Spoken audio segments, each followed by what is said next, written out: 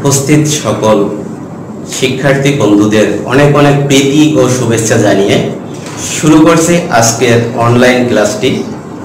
এই ক্লাসটি বরাবরের মতো উপস্থাপনায় রয়েছি আমি কমলেন্দু বৈরাগী, সিনিয়র শিক্ষক, গণিত, হাজী আশরাফ আলী হাই স্কুল। তো ষষ্ঠ শ্রেণীর শিক্ষার্থীবৃন্দ, তোমরা কিন্তু ক্লাসটিতে হাজিরা দিবে। ক্লাসটি বুঝতে অসুবিধা হলে কমেন্টস করবে। যেখানে যেখানে তোমাদের বুঝতে অসুবিধা হবে পরবর্তী ক্লাসে আমি সেগুলো রিপিট করব। অবশ্যই তোমরা নাম, রোল, শাখা এগুলো কমেন্টসে লিখে দিবে। শ্রেণী শিক্ষক তোমাদের কিন্তু কমেন্টসের মধ্য দিয়ে হাজিরা গণনা করবেন। আর তোমাদের খুব দ্রুত এবং আরেকটা টিউটোরিয়াল পরীক্ষা শুরু হতে যাচ্ছে। তোমরা যে টিউটোরিয়াল পরীক্ষাটা দিয়েছো এটার রেজাল্ট হওয়ার সাথে সাথে আরেকটা টিউটোরিয়াল শুরু হবে। তো শিক্ষার্থী বন্ধুরা, খুব মনোযোগ সহকারে ক্লাসটি কিন্তু করতে হবে। যদি অন্যমনস্ক হয়ে যাও ক্লাসে, তাহলে কিন্তু বুঝতে পারবে না। গণিত একটি মজার বিষয়, যদি খেয়াল করে ক্লাসটি করো এবং বুঝতে পারো। আমার অভিভাবক মণ্ডলীর প্রতি বিশেষ অনুরোধ, আপনারা শিক্ষার্থীদের পাশে থাকবেন, ক্লাসটি দেখবেন, ক্লাসটিতে কমেন্টস করবেন এবং আপনারা বাচ্চারা যাতে মনোযোগী থাকে সে বিষয়ে তাদের সহযোগিতা করবেন। তো শিক্ষার্থী বন্ধুরা, আজকের ক্লাসটি শুরু করা যাক। গত সপ্তাহে ক্লাসটি বৈদ্যুতিক গোলযোগের কারণে আমরা নিতে পারিনি। তো গত সোমবারে যে ক্লাসটি ছিল, আজকে সেই ক্লাসটি উপস্থাপন করা হচ্ছে। তো ষষ্ঠ শ্রেণীর শিক্ষার্থীরা, তোমাদের পড়ানো হচ্ছিল অষ্টম অধ্যায় তথ্য ও উপাত্ত। এই তথ্য উপাত্তের বেসিক বিষয়ে আমি আলোচনা করেছি। আজকে আমরা গড়, মধ্য, বজ্র এই তিনটি বিষয় বিশেষভাবে দেখব। দেখো শিক্ষার্থী বন্ধুরা, আমরা তিনটি উপাত্ত নিই। মনে করো উপাত্ত তিনটি, 4, 2, 3, 1, 5। কয়টি উপাত্ত আছে এখানে? তথ্য ও উপাত্ত কি আমি গত ক্লাসে আলোচনা করেছি। যখন কোনো ঘটনাকে সংখ্যার মাধ্যমে উপস্থাপন করা হয় তখন তাকে বলে একটি উপাত্ত। আর তথ্য আছে যে কোনো ঘটনা। মনে করো তোমার একটি ক্লাস টেস্টের ফলাফল 10 নম্বরের ভিতর 5 জন শিক্ষার্থী, একজন পেয়েছে 4, একজন 2, একজন 3, একজন 1, একজন 5, এই নম্বরটি পেয়েছে। একটি সিটি পরীক্ষা নম্বরের ফলাফল হচ্ছে এটা। এখন যদি তোমাকে বলে এদের গড় নির্ণয় করো, তাহলে গড় নির্ণয় তোমরা ছোট সময় বা পূর্ববর্তী শ্রেণীতে যে নিয়মে করেছো, আজও ঠিক একই নিয়মে তোমরা গড় করবে। গড়ের সূত্র কি দেখো? গড় হচ্ছে উপাত্ত সমূহের সমষ্টি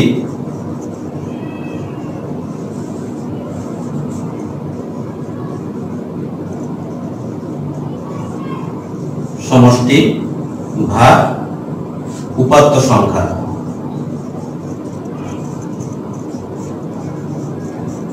তাহলে দেখো আমরা এখানে উপাত্ত সমূহের সমষ্টি করব। উপাত্ত হচ্ছে কি? 4 যোগ 2 যোগ 3 যোগ 1 যোগ 5 ভাগ উপাত্ত সংখ্যা। কয়টা উপাত্ত আছে? 1, 2, 3, 4, 5, 5টা উপাত্ত আছে। এটা হচ্ছে গড়ের সূত্র, যে উপাত্ত সমূহের সমষ্টি ভাগ উপাত্ত সংখ্যা। তো এখানে যোগ করলে কত হয় দেখো? 4 আর 2 6, 3 9 1 10 আর 5 15। 15 ভাগ 5, 15 কে 5 দ্বারা ভাগ করলে ভাগফল হবে 3। এটা হচ্ছে এখানে গড়, এটাই উত্তর। উত্তর আমরা কি লিখব?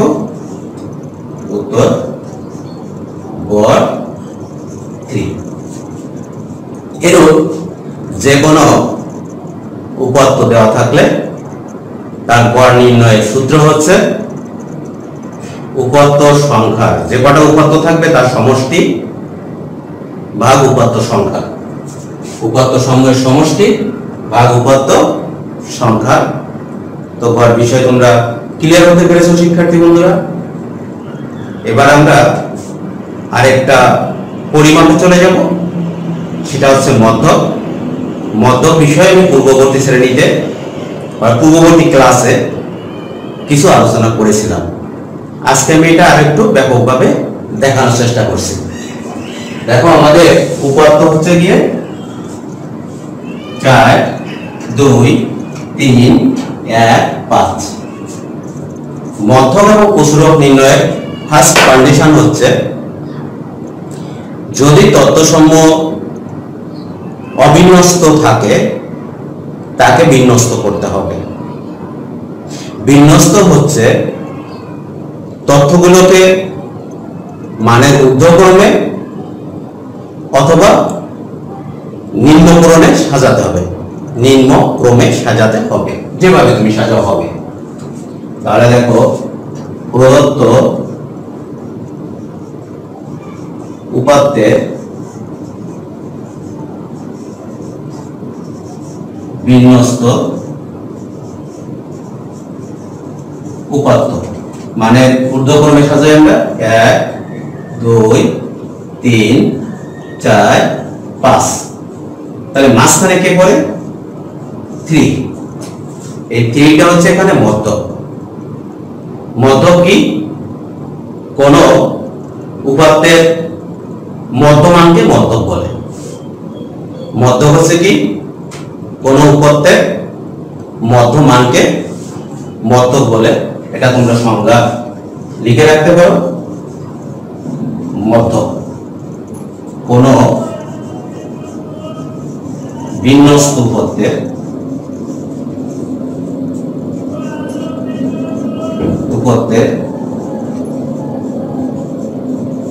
মধ্যমানকে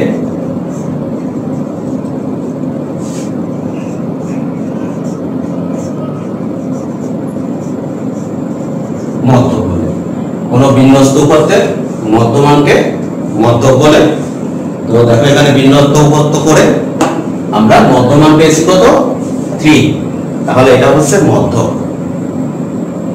মধ্যক নির্ণয়ের ক্ষেত্রে কিন্তু আরেকটি বিষয় আছে, সেটা হচ্ছে জোড় এবং বিজোড় উপাত্ত।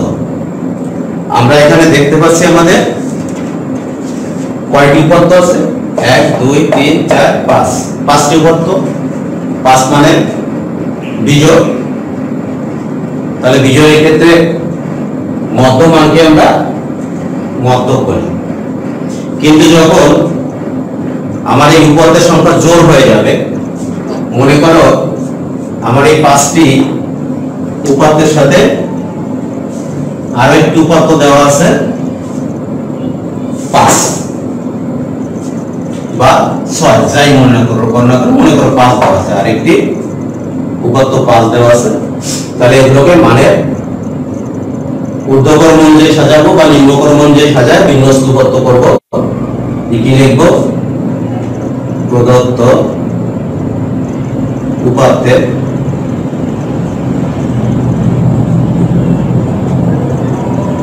বিন্যস্ত উপাত্ত কি কি? 1 2 3 4 5 5। দুটো 5। দেখো এখানে উপাত্তের সংখ্যা জোড় 1 2 3 4 5 6। 6টি উপাত্ত দেওয়া আছে, অর্থাৎ উপাত্তের সংখ্যা আছে জোড়। তাহলে মাঝখানে পাওয়া যাবে এক্ষেত্রে দুটো উপাত্ত, একটা হচ্ছে 3 এবং একটা হচ্ছে 4। তাহলে জোড় সংখ্যার ক্ষেত্রে মধ্যক কত? মধ্যকের সূত্রটা কেমন আসবে? জোড় সংখ্যক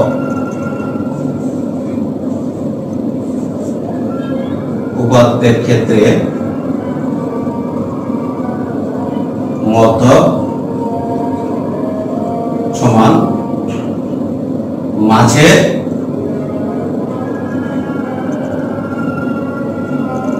উপাত্তের মাঝে তখন দুটো উপাত্ত পাওয়া যাবে, তাহলে মাঝের উপাত্তের গড় লিখলে হবে। মাঝের উপাত্তের গড়। তাহলে এখানে গড়টা কত হবে? মাঝের উপাত্তের গড় এখানে কত? 3 + 4 ভাগ 2, 4 3 7 ভাগ 2 ভাগ করলে হয় 3.5। শিক্ষার্থী বন্ধুরা, যখন জোড় উপাত্ত থাকবে তখন মধ্যকটা কেমন ভাবে বুঝতে পারছো? মাঝের উপাত্তের গড়। জোড় সংখ্যক উপাত্ত দেওয়া থাকলে মধ্যক হচ্ছে মাঝের উপাত্তের গড়, আর বিজোড় সংখ্যক থাকলে মাঝখানে যে উপাত্তটা থাকবে তখন আর গড় করতে হবে না, মাঝখানে যে উপাত্তটা থাকবে সেটাই হবে মধ্যক। তোমরা মধ্যক বিষয়ে একেবারে ক্লিয়ার ধারণা নিতে পেরেছো জোড় এবং বিজোড় উপাত্তের ক্ষেত্রে। এখন আমরা দেখব হচ্ছে প্রচুরক। দেখো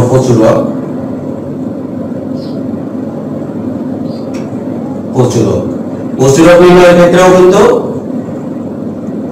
প্রদত্ত উপাত্তের বিন্যস্ত উপাত্ত নিতে হবে। তাহলে আমরা কি লিখব? প্রদত্ত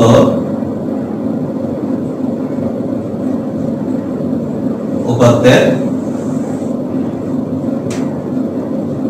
বিন্যস্ত উপাত্ত সমান 1 2 3 4 5 5। যে উপাত্তটি সর্বাধিকবার আসবে সেটা হচ্ছে ওই উপাত্তের প্রচুরক। তাহলে এখানে 1 একবারই আসছে, 2 দুইবারই আসছে, একবারই আসছে, 3 একবারই আসছে, 4 একবারই আসছে, কিন্তু 5 সংখ্যাটি দুবার আসছে। তাহলে সর্বাধিকবার আসছে কে? 5। 5 হচ্ছে এই উপাত্তের প্রচুরক। অর্থাৎ নির্ণয়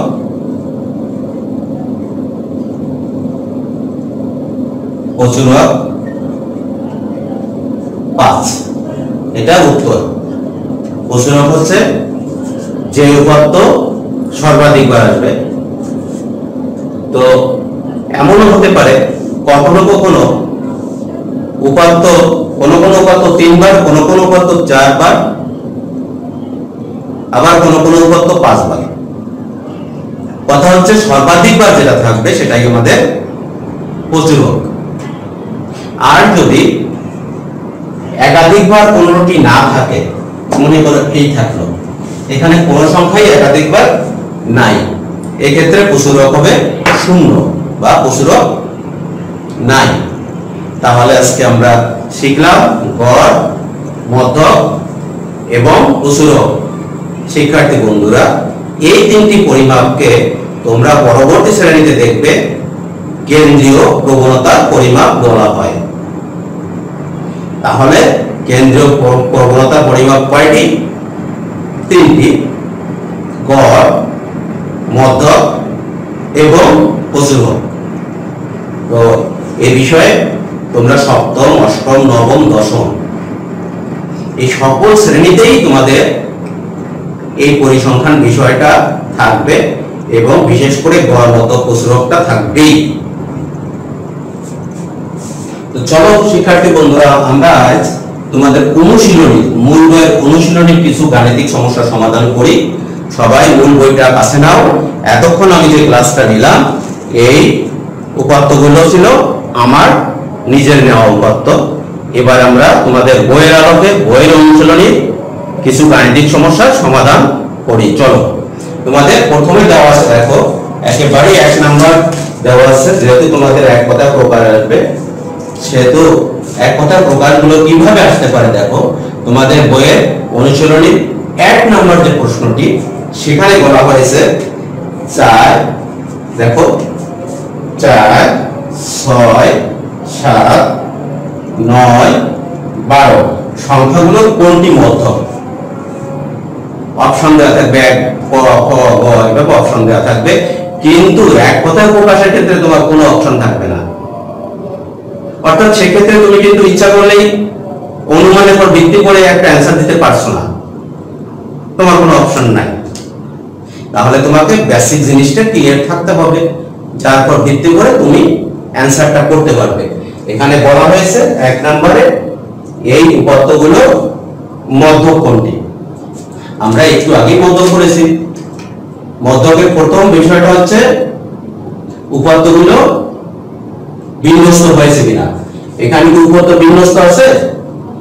1 4 6 7 9 12 মানে ঊর্ধ্বক্রমে আছে এবং নিম্নস্থ আকারে আছে।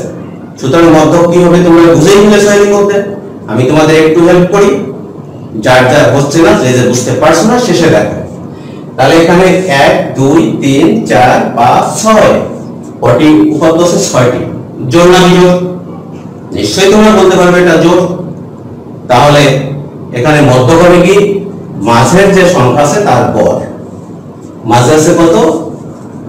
6 এবং 7। তাহলে তার গড় কত হবে? আমরা মধ্যক করে ফেলি। মধ্যক সমান 6 যোগ 7 ভাগ 2। তাহলে 7 আর 6 13 ভাগ 2। দেখো তোমাদের 1 ছিল না, সরি আমি 1 লিখে ফেলেছি। 4 6 7 9 12। তাহলে এখানে তোমাদের কি হচ্ছে? এখানে কিন্তু আমি 1 লিখে আমি এখানে একটু ভুল তুলে ফেলেছিলাম। সো এবার দেখো মধ্যকটা আরো সহজ হয়ে গেছে। মধ্যকটা আছে তাহলে 7। তোমাদের বইয়ে ক নাম্বার অ্যানসার 7। দেখো উত্তরের সাথে মিলালে এই 7ই পাবে। তবে পরীক্ষার হলে কিন্তু আমি আবারও বলছি অপশন থাকবে না, শুধু থাকবে 4 6 7 9 12 সংখ্যাগুলো মধ্যক কত এবারে থাকবে। এবার আমরা দেখব 2 নম্বরের গাণিতিক সমস্যাটি। দেখো 2 নম্বরে কি বলা হয়েছে? 2 নম্বরে বলা হয়েছে 8 9 10 12 14 16 সংখ্যাগুলো কোনটি মধ্যক। এবার আমরা আগের মতো দেখবো এটা বিন্যস্ত না উপাত্ত। 8 9 10 12 14 16 মানে ঊর্ধ্বক্রমে আছে, তাহলে এরা অবশ্যই বিন্যস্ত উপাত্ত, আমাকে আর বিন্যস্ত করতে হবে না। এবার দেখতে হবে এরা জোড় উপাত্ত না বিজোড় উপাত্ত। দেখি 1 2 3 4 5 6। এখানে কিন্তু আমরা জোড় সংখ্যক উপাত্ত পেয়েছি। তাহলে জোড় সংখ্যক উপাত্তের ক্ষেত্রে মধ্যক হচ্ছে মাঝখানে উপাত্তদ্বয়ের গড়। তাহলে মাঝখানে আমার কি কি আছে? এখানে 10 and 12 এদের গড়। তাহলে জোড় হওয়ার জন্য এখানে মধ্যক হচ্ছে 10 যোগ 12 ভাগ 2 ইকুয়াল হচ্ছে করলে কত হবে? 22 ভাগ 2 ইকুয়াল 11। তাহলে এখানে মধ্যক কত হলো? 11। এটা তোমার খ নম্বরে মূল বইয়ে খ নম্বর অ্যানসারের সাথে মিলে যাবে, এটা মধ্যক হয়ে গেল। তাহলে জোড় বিজোড় দুটো মধ্যকই তোমরা আবারও পেয়ে গেলে অনুশীলনী দেওয়াকে। এবার অনুশীলনী 3 নাম্বার কোশ্চেন। দেখো এখানে কি দেওয়া আছে 3 নাম্বার কোশ্চেনে? 3 নাম্বার কোশ্চেনে বলা হয়েছে 4 5 8 6 7 12 সংখ্যাগুলো কোনটি প্রচুরক। এখানে সংখ্যাগুলো দেখো বিন্যস্ত নাই, কারণ 4 5 8 এর পর আবার 6 আসছে। এই 6টা কিন্তু 8 এর পরে আসার কারণে আর বিন্যস্ত থাকলো না। তাহলে আমরা এগুলো বিন্যস্ত করব। যে বিন্যস্ত উপাত্ত কি? দেখো বিন্যস্ত তো আমি শিখাইছি, মানে ঊর্ধ্বক্রম অনুযায়ী লিখবো। হ্যাঁ শিক্ষার্থী বন্ধুরা, নিম্নক্রম অনুযায়ী লিখলে একই ফলাফল আসবে। আর 12 দেখো এখানে কোন সংখ্যা কি একাধিকবার আসছে? আসেনি। তাহলে এখানে প্রচুরক কি হবে? প্রচুরক নেই। অ্যানসার হচ্ছে তোমাদের ঘ নম্বর, প্রচুরক নেই। এখানে কি ঘ নম্বরে প্রচুরক নেই। কেন নেই? কোন সংখ্যাই একাধিকবার আসেনি, তাই প্রচুরক নেই। এবার দেখো 4 নম্বরের গাণিতিক সমস্যাটা। 4 নম্বরে দেখো বলা হচ্ছে 8 12 11 12 14 18 সংখ্যাগুলো কোনটি প্রচুরক। সংখ্যাগুলো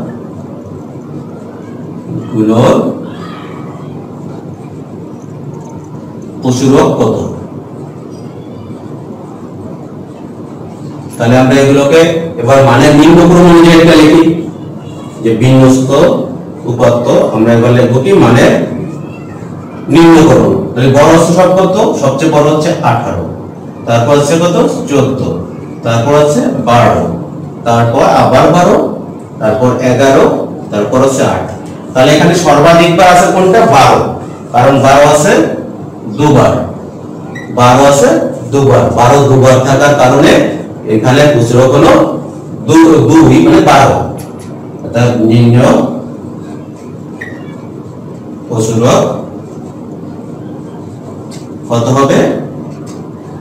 12। উত্তর 12। তাহলে এটা গেল আমাদের 4 নাম্বার। আর এরপরে 5 নম্বরে বলা হচ্ছে, দেখো শিক্ষার্থী বন্ধুরা, উপাত্ত সংখ্যা জোড় হলে মধ্য কোনটি বা মধ্য নির্ণয়ের সূত্র কোনটি? এখানে হবে মধ্যপদ ক নম্বর। তো তারপর 6 নম্বর বলছে উপাত্তগুলো কোন ধরনের উপাত্ত। দেখো 6 নম্বরে আমরা একটু উপাত্তগুলো দেখি এবং তোমরা দেখার সাথে সাথে বলতে পারবে যে 6 নম্বরে উপাত্তগুলো কোন ধরনের উপাত্ত। দেখো 6 নম্বরে কি লেখা হয়েছে? গাণিতিক সমস্যা 6 লেখা হয়েছে 48, 22, 28, 25, 15। এই সংখ্যাগুলো মানের নিম্নক্রম অনুযায়ী নাই, ঊর্ধ্বক্রম অনুযায়ী নাই। তাহলে সংখ্যাগুলো যদি মানে ঊর্ধ্বক্রম অথবা নিম্নক্রম এর কোনোটাই না থাকে তাহলে সেটাকে বলে বিন্যস্ত উপাত্ত। সরি, তাকে বলে অবিন্যস্ত উপাত্ত। তাহলে এটার নাম হচ্ছে কি?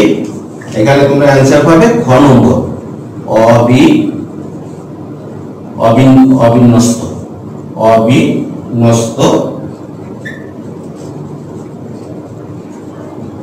অবিন্যস্ত উপাত্ত, কারণ এগুলো মানে ঊর্ধ্বক্রমেও নাই, নিম্নক্রমেও নাই।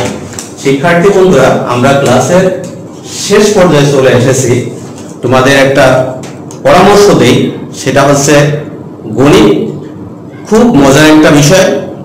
যখন এটাকে তুমি বারে বারে অনুশীলন করবে, বারে বারে বিষয়গুলো দেখবে, শুনবে, মনোযোগ সহকারে শুনবে, তাহলে দেখা যাবে গণিত কোনো কঠিন বিষয় না, গণিত একটা মজার সাবজেক্ট।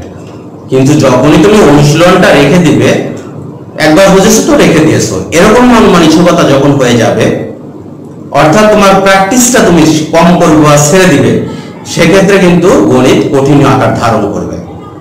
যারা এই কাজটি করো, যারা ডেইলি গণিত করো না, তাদের কাছে গণিতটি কঠিন, নিজেকে কোশ্চেন করে দেখো, বাস্তবতার সাথে মিলাই দেখো। কিন্তু যে সমস্ত শিক্ষার্থীরা প্রতিদিন গণিত করো, তাদের কাছে কিন্তু বিষয়টা খুবই মজার একটা বিষয়, একটা গেমসের মতো।